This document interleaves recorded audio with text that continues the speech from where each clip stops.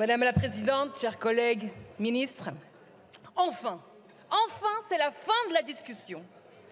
Que cela a dû être pénible pour vous, messieurs, dames les ministres, de supporter l'expression des députés à propos de ce projet de loi de financement de la sécurité sociale.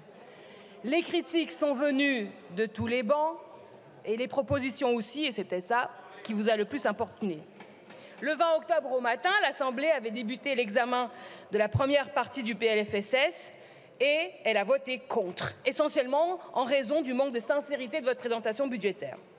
L'après-midi du même jour, à propos de la deuxième partie du PLFSS, la majorité de l'Assemblée, à ne pas confondre avec la minorité présidentielle, continuait de vous mettre en minorité, notamment à cause de l'insuffisance des fonds que vous aviez prévus pour l'hôpital public.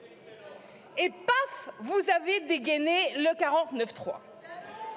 Notez bien qu'on dit dégainer le 49.3, comme on dit dégainer un revolver. C'est très à propos. Le 49.3 est un revolver qui cible la démocratie. Le 49.3 est un revolver qui cible la nation ici assemblée. Alors que cette première journée de débat n'était même pas finie, vous avez choisi la facilité, le 49.3, le fameux 49.3. Cet article mal aimé de la Constitution est une sorte de télécommande magique qui vous permet de couper le son. Le 25 octobre, l'Assemblée a repris ses travaux sur la quatrième partie du texte, mais vous savez, cette Assemblée a beaucoup à dire. On aurait pu, par exemple, conformément au rapport Fiat-Ibora, imposer un ratio minimal entre soignants et résidents pour en finir avec la maltraitance en EHPAD.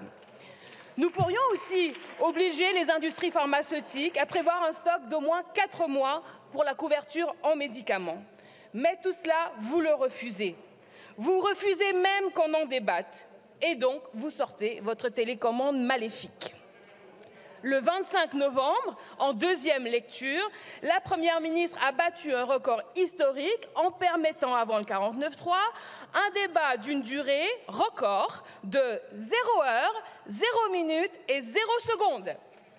Croyez-moi, vous n'en sortez pas grandis. Les Français qui ont volontairement placé ici 577 parlementaires vous voient faire et ont bien compris que votre intention était de contourner, voire de nier leur vote. On sait tous que vous auriez préféré, conformément à la logique de la Ve République, une Assemblée nationale courroie de transmission de l'Élysée. Mais quand allez-vous enfin comprendre que cette période est révolue? En réalité, la nouvelle composition de l'Assemblée est une respiration démocratique. Elle condamne moralement et concrètement toute la philosophie qui a conduit à forger des institutions où un peuple tout entier se dépossédait de son pouvoir au bénéfice d'un seul homme, le président de la République tout-puissant.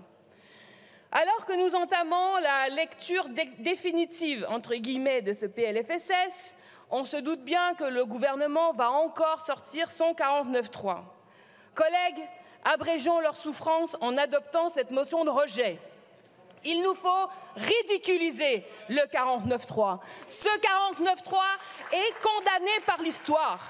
Cet article n'a aucune justification politique.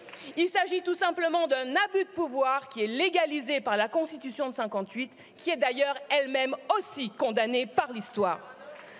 Les institutions de la Ve République ont ceci de singulier qu'elles octroient l'essentiel du pouvoir gouvernant à un homme seul, le président, lequel est irresponsable politiquement. L'irresponsabilité politique est une notion juridique, constitutionnelle.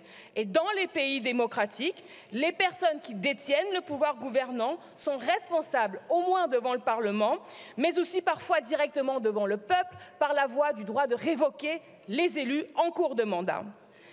Ministre, par la façon dont vous avez empêché l'examen du PLFSS 2023, vous avez en réalité accéléré la mutation démocratique dont la France a besoin.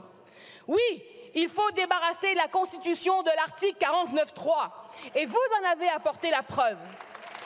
Je m'adresse aux soignants, aux patients, aux résidents, aux aidants, à toutes les personnes dans l'angoisse de l'accès à des soins, à toutes les personnes dont le sacrifice au travail maintient en vie la grande idée de sécurité sociale qui fait de nous un peuple uni et solidaire. Si nous y mettons tous nous sortirons démocratiquement et pacifiquement de cette monarchie présidentielle. Vive la Sécu, vive la souveraineté du peuple et vive la démocratie.